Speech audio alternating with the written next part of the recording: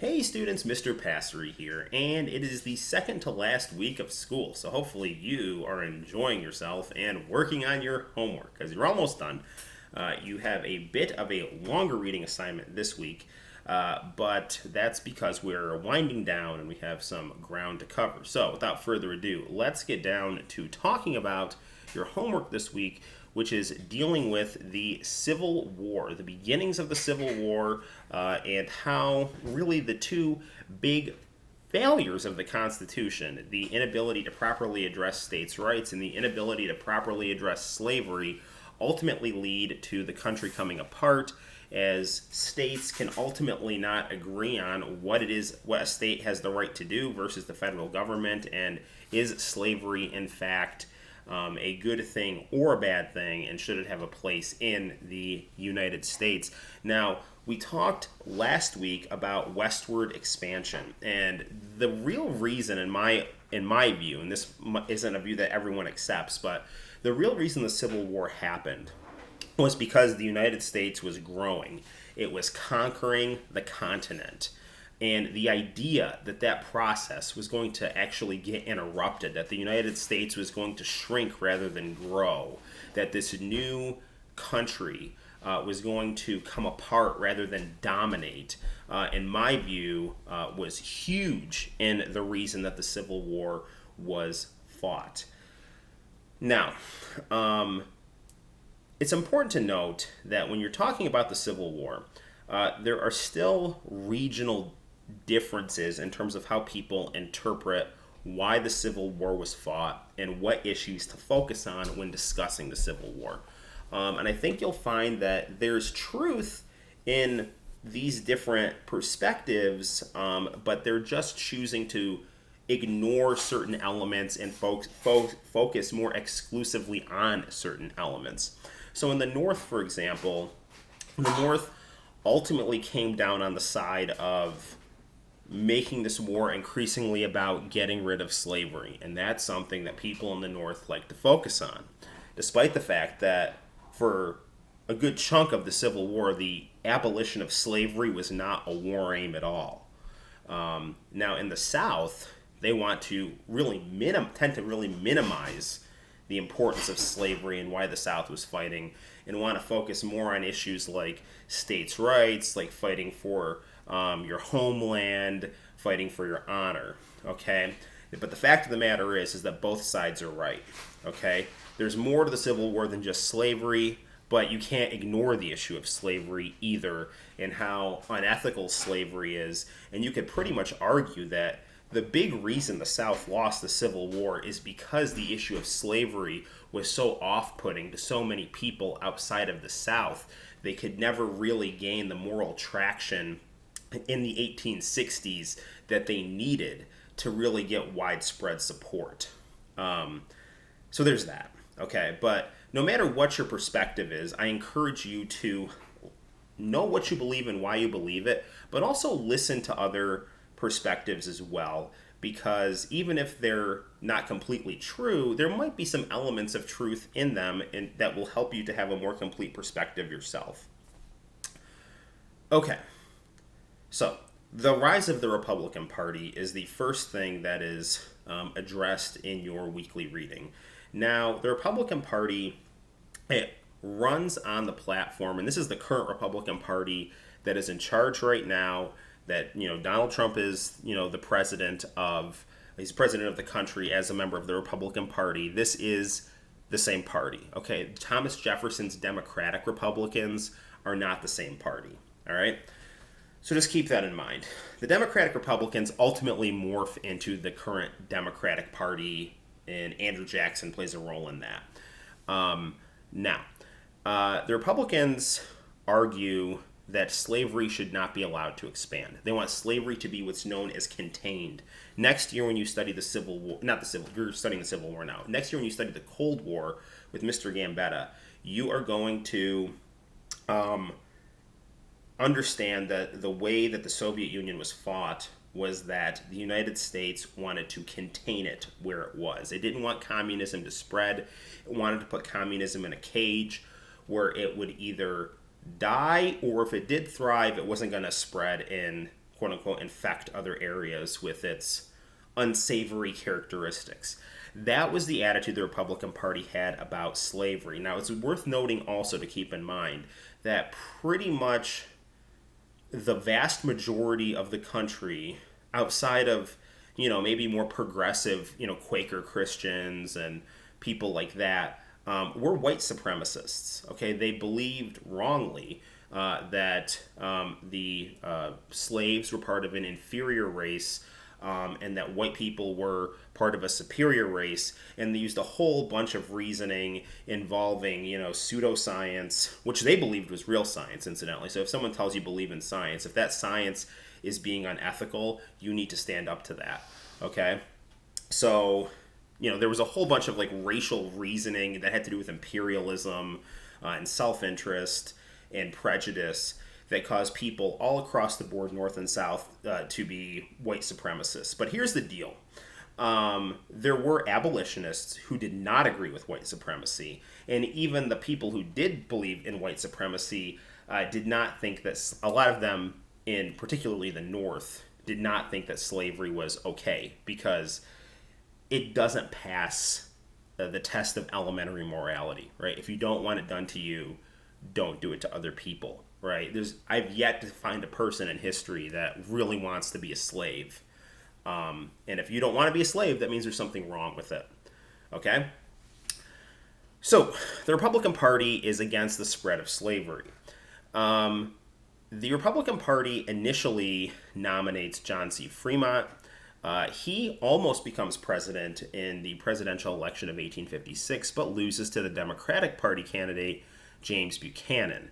Now, the fact that a Republican who is against the spread of slavery almost becomes president causes the southern states to become increasingly feeling alienated. Like, the government in the United States is increasingly not representing their economic interests, not representing their culture, of which slavery sadly became intertwined in, because there was a lot of good things about Southern culture, but over time, in order to rationalize slavery, it became kind of intertwined with Southern honor and the Southern identity. And the big argument that the South used to rationalize slavery was the argument of paternalism, which was this idea, again, building on the widespread white supremacy of the time, that slaves were like children. They were never going to get past the level of being children. Slavery was something that had always existed throughout history, so therefore it wasn't wrong. I mean, everyone in history is doing it, right? It's like, hey, everyone's smoking, right? So let's smoke. I mean, it doesn't matter if everyone's doing it. If what they're doing is wrong, don't do it, right? But anyway, they had this argument that's like, well, slavery's been around since the dawn of time, so it's fine. And by the way, since we have all this fake science that tells us that there's racial hierarchy, that means that slaves are like our children. They're just never going to get past the level of being children, so we'll just treat them as our children, and they'll be our perpetual free labor source. Well, and then they'd argue that they own their labor rather than rent their labor, and therefore they treated their labor better than the northern factories who rented their labor, because if you own property, you'll take care of it more than if you rent it, because you have less of a stake in renting property versus owning property. But of course, the problem here is that we're talking about human beings as property, right? And again, I've yet to find a person that wants to be someone else's property. But nevertheless, people in the South really earnestly believed what I just said, and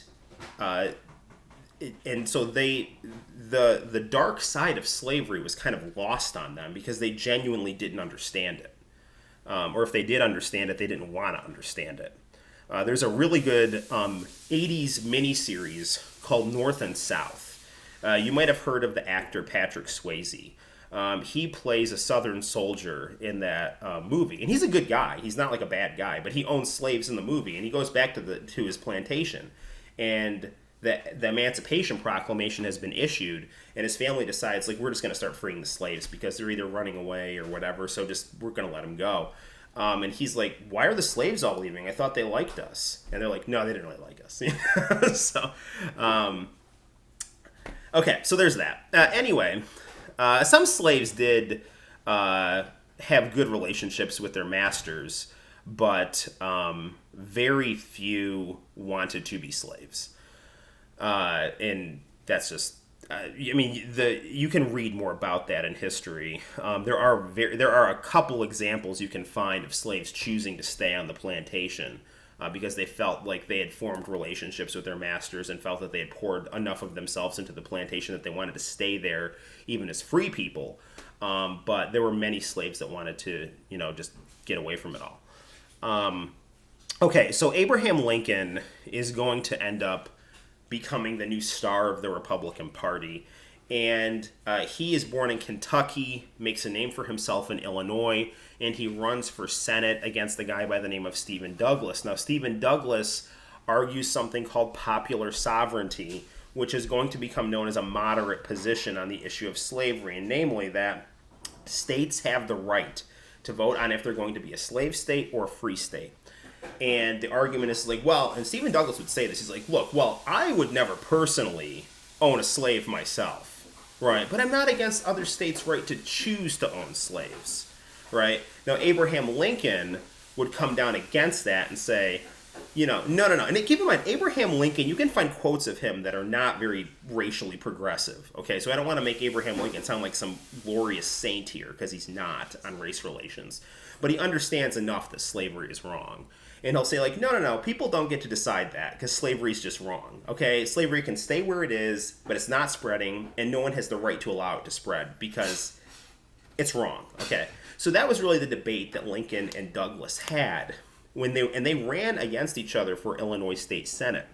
And they had these very detailed debates that actually got published in newspapers that became very famous. People, like, really hung on to the words that these two were arguing because they were two smart guys talking about a hot-button political issue.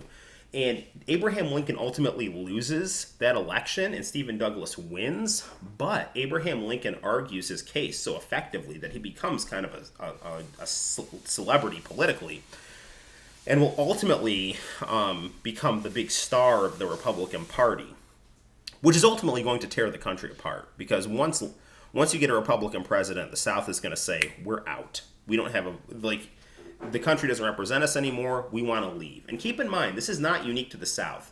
The New England states wanted to secede after the Louisiana Purchase because they thought that Thomas Jefferson was out of control and that the country wasn't representing them anymore. Now you have the Southern states doing the same thing. Of course, they're doing it tied to the issue of slavery, and slavery is ethically indefensible, but keep in mind, they at the time don't think it's ethically indefensible. So I just want you to keep in mind the complexity of what's going on here.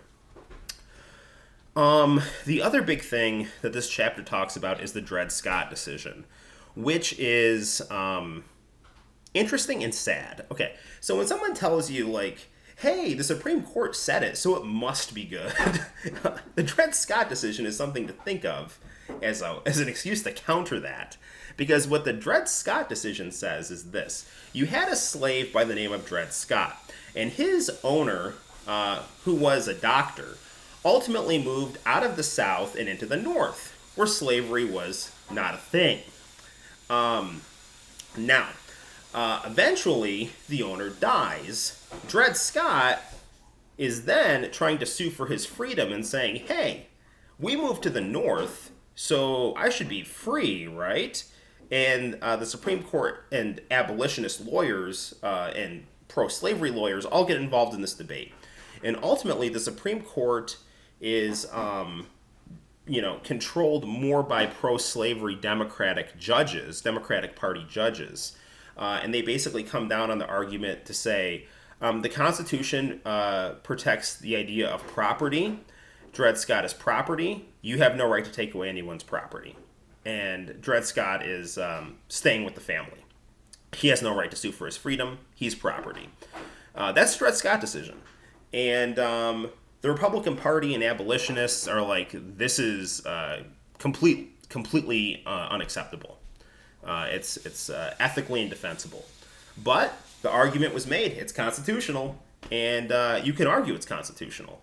So keep in mind, guys, right and wrong and the law can sometimes not always be the same. I'm not telling you to break the law, but I'm telling you just because some leader says something to blindly accept it. Okay, now here's another fun character of the controversial variety. His name is John Brown. He's a local boy from Rochester. And he's either a terrorist or a freedom fighter, depending on how you interpret him. He is a violent abolitionist, and he believes in using violence, murder, and raiding weapons armories as all perfectly acceptable ways to end slavery. Now, he ends up trying to lead a slave rebellion in Virginia, in a place called Harper's Ferry, that fails. Because here's the deal, guys. If you're a slave, you better be 100% sure that what you're doing, if you're going to rebel, is going to succeed, or you could be killed.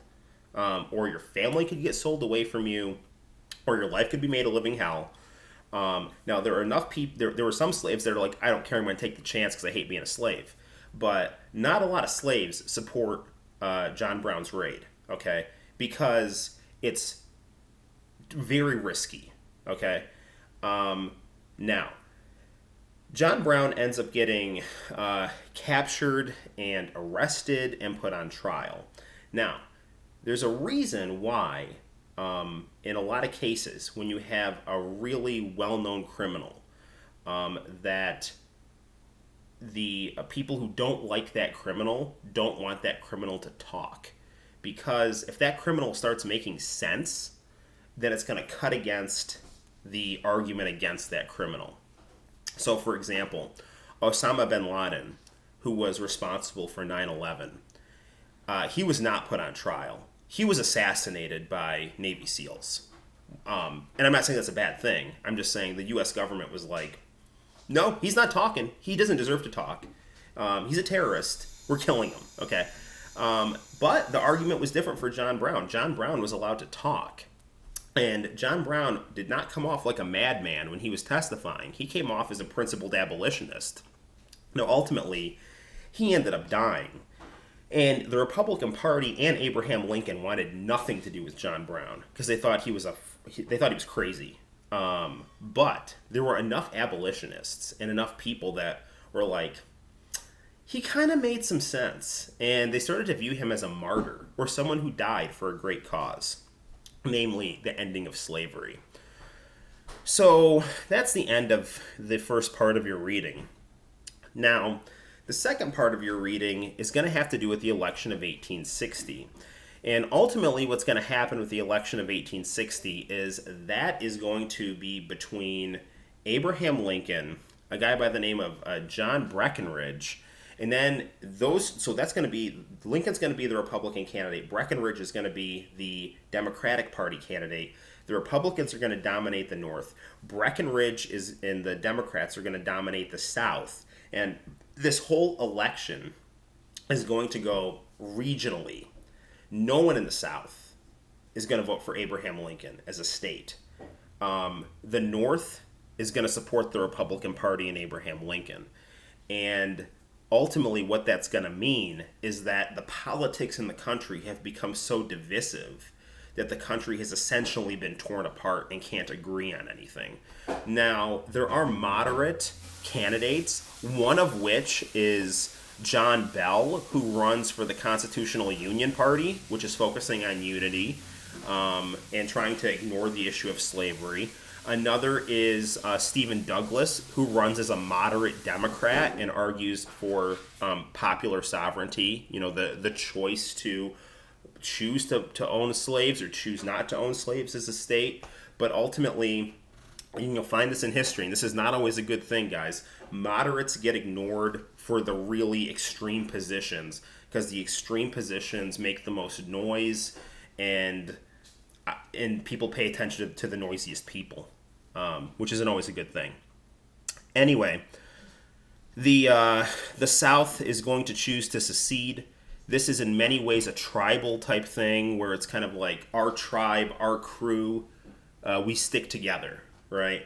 And so when South Carolina, they're the first state to decide to secede in 1860, it's kind of like other southern states were like, well, if South Carolina's leaving, we want to stand by our by our brothers in South Carolina. We're going to go too, And it just all kind of spreads.